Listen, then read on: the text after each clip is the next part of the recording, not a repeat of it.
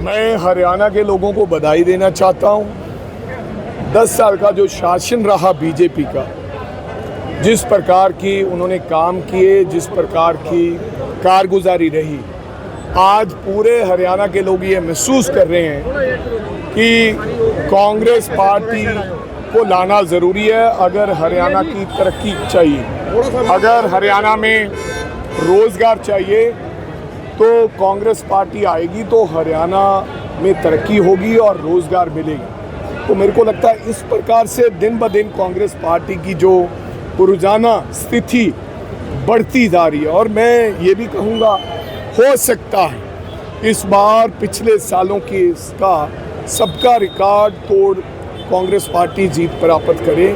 ऐसा कभी ना हुआ होगा कि इतिहास में इतनी सीटें कांग्रेस को पार्टी, इस तरीके का माहौल नजर आ रहा है। सर, सिरसा में बीजेपी ने सरेंडर कर दिया है, नॉमिनेशन वापस हुआ, उम्मीदवार गोपाल कांडा के साथ घूम रहा है। देखो, राष्ट्रीय जब पार्टी ऐसा करती है तो फिर समझ आ जाती है। इसका मतलब गोपाल कांडा जी बीजेपी से पहले भी मिले हुए थे और जिस प्रकार से उन्होंने अपना कैंडिडेट ही वापस ले लिया, ये नहीं होना चाहिए था।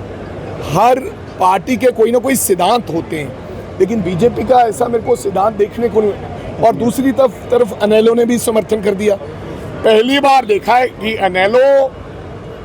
अनेलो बीजेपी और जहाज इकट्ठे नजर आ रहे हैं। इस तरीके का जो माहौल है, जनता समझ की है कि ये सब लोग एक ही थाली के चट्टे बट्टे हैं।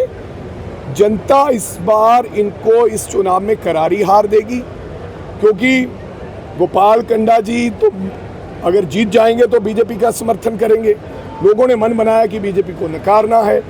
और अबे भाई साहब चौटाला साहब कहते थे कि मैं किसान विरोधी पार्टियों के खिलाफ हूँ, और मेरे को ये भी समझ नहीं आई कि जब आप किसान विरोधी पार्टियों के खिलाफ हैं, जो व्यक्ति को बीजेपी का समर्थन मिला है, कैंडिडेट वापस लिया है, आज आप उसको अपना समर्थन दिया है, तो मेरे को लगता है कि इससे और बढ़त गोकुल सेतिया को मिली है।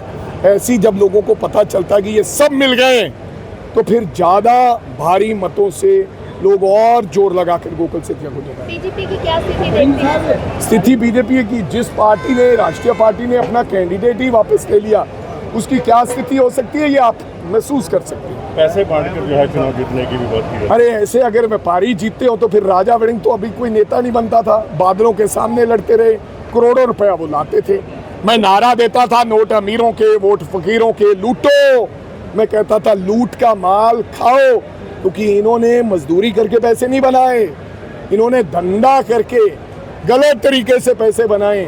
इनको लूटो, इनसे पैसे लो, लेकिन अपने मन की आवाज़ सुनते हुए आप अपने क्षेत्र में एक सेवादार ढूंढो, एक कमर्शियल कारोबारी नहीं जो 5 साल नहीं आए लेकिन चुनाव के समय आता है, नोटों के थैले लाता है और लोगों को ये बताता है कि मैं तुमको खरीद सकता हूँ।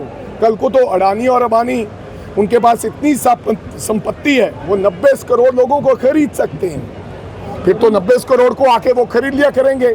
तो मेरे को लगता है सिरसा की जनता जवाब देना जानती है। इस बार जहाज के पंखे तोड़ देगी। सर, लोग कहना शुरू हो चुके हैं सिरसा में कि सिरसा का राजा वड़िंग सिरसा का राजा वड़िंग गोकुल सेतिया है, जिस मेरा ये 5 साल से लड़ाई। ये तो मेरे को पता नहीं है। हम सेवादार जरूर हैं। मैं, राजा वड़िंग भी सेवादार है और गोकुल सेतिया भी मजदूर बनकर, सेवादार बनकर सिरसा की सेवा करेगा। अब सिरसा के लोगों ने फैसला करना है कि उन्हें एक सेवादार चाहिए कि उन्हें एक व्यापारी चाहिए। व्यापारी मतलब व्यापार जिस प्रकार का, मतलब किसी की ना बात सुनने वाला। गोकुल सेतिया रात को 12 बजे जगेगा, लेकिन गोपाल कांडा का रात को 12 बजे फोन भी नहीं उठेगा। राहुल गांधी करेंगे दौरा? राहुल गांधी जी का दौरा बन रहा है, एक आधे दिन में तय हो जाएगा, हम आपको बता देंगे। गोपाल कांडा कह रहे हैं कि गोकुल सेतिया का बैग पैक और रात को यहाँ से अब बताएंगे। गोकुल सेतिया का ना तो कोई बैग पैक कर सकता है, जिनके साथ लोग हों, भगवान उनका बैग नहीं कोई पैक करता। बैग तो गोपाल कांडा ही पैक करता है, हम नहीं करते। हम तो मजदूर लोग हैं, हम तो वहीं रहते हैं, उस धरती के पास ही रहते हैं। Thank you.